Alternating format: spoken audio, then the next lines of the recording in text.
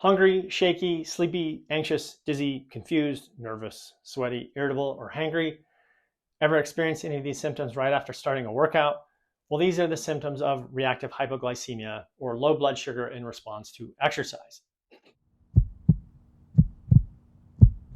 Hey, I'm Dr. Jason Barker, and one of my clinical specialties over the last couple of decades has been working with athletes. And as an athlete myself, I've always been interested in what makes us all go faster, have better performance, better recovery, heal from injuries faster, et cetera, et cetera. So this YouTube channel is a fun way for me to share some of this information with all of you. Reactive hypoglycemia is a situation that can occur under certain circumstances shortly after a person who is susceptible to this begins to exercise. Now, in this video, I'm going to tell you why this happens, the unmistakable symptoms of it, and what you can do differently to stop this from happening. But before we get into that, we need to do a quick physiology review. So, in response to eating carbohydrates, our body releases insulin, a hormone that works to pull glucose, which is the main breakdown product of carbohydrates, into our cells to be used for either energy or stored. This process is what returns our blood sugar to normal following a meal. After we eat and digestion has begun, the sugars or the glucose in the carbohydrates are released into the bloodstream, and insulin's job is to bring those glucose levels back down to a normal level. Now, it's important to understand that it's completely normal for blood sugar to rise to some degree following the ingestion of really anything, but especially carbohydrates. Of course, the more carbs or simple carbs or sugars one consumes, the quicker and higher their blood sugar will rise. There's a lot of videos out there of people demonstrating how their blood sugar spikes after eating all kinds of foods as if it's some kind of abnormality. It's really not. It's absolutely supposed to do that. So anyway, there's also a separate process going on, independent of insulin's effect on that glucose in the bloodstream. You see, the muscles and the brain can uptake and utilize glucose all by themselves without insulin. Mother Nature created this fail-safe system so that our muscles and brains would never be deprived of energy to work in emergency situations, such as being chased by a saber-toothed tiger. Now, imagine for a moment what could happen if both of these processes were to occur at their full capacity at the same time. The combined action of insulin-lowering blood glucose, coupled with some voracious muscles that are also pulling glucose from the bloodstream, can drop blood sugar levels extremely quickly. And this is what's known as reactive or rebound hypoglycemia. It's really just an overzealous insulin response. In other words, your blood sugar plummets and it's too low. If you've ever had this happen, you know how tough it is to keep working out, much less even retain any composure. Some common symptoms of low blood sugar or reactive hypoglycemia might include things like extreme fatigue, like you want to lay down in the middle of the road kind of fatigue. You may feel hot and become sweaty. You might feel anxious. You're hangry. You know those food cravings that are so intense you're also kind of angry? You might also have dry mouth, dizziness, and extreme weakness. Fortunately, reactive hypoglycemia is an easy condition to prevent, but that's the key. You've got to prevent it because once it occurs, there goes your whole performance.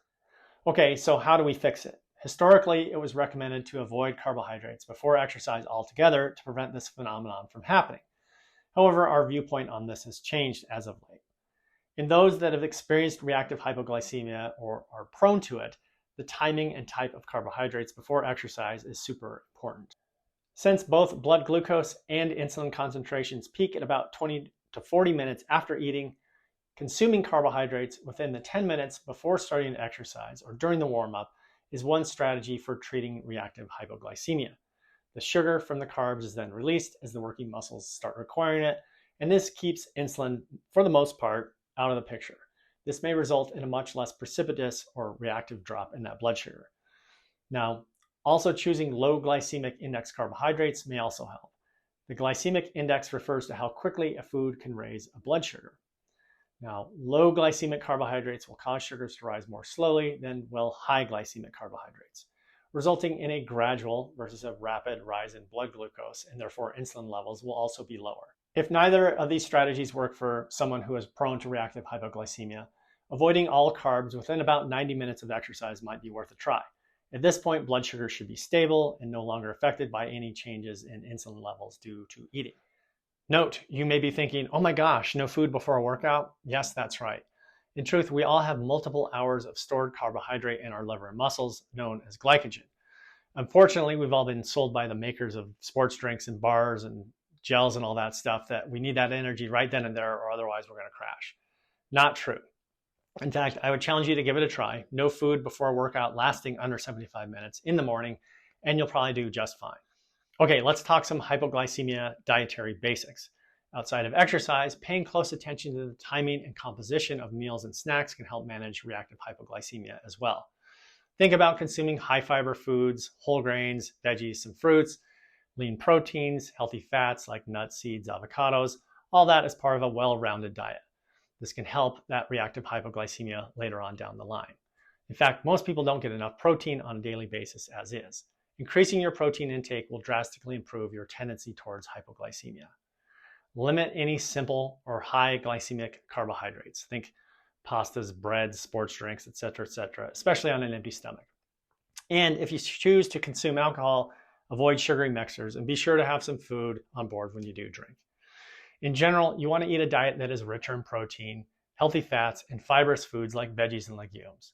So what else can you do? Despite these dietary solutions, there's still going to be some people that struggle with reactive hypoglycemia. These are the cases where we need to look at and evaluate the use of specific nutrients, which can help improve how the body deals with those carbohydrates. The botanical medicines Momordica carantia, also known as bitter melon, and Gymnema sylvestre, slow how glucose is absorbed from the gut, and they also support the pancreas where insulin is made. The minerals chromium, vanadium, zinc, copper, and magnesium are all minerals that play a vital role in how our cells interact with insulin. By supplying these nutrients through the diet and supplementation in some cases, the pancreas releases insulin in a more measured way, and the cell's ability to absorb and utilize those sugars is improved as well.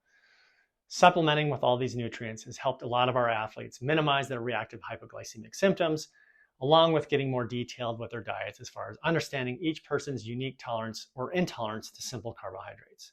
Everyone is different in how their body tolerates carbohydrates. If you do suffer from reactive hypoglycemia, experiment with the type and timing of meals prior to working out.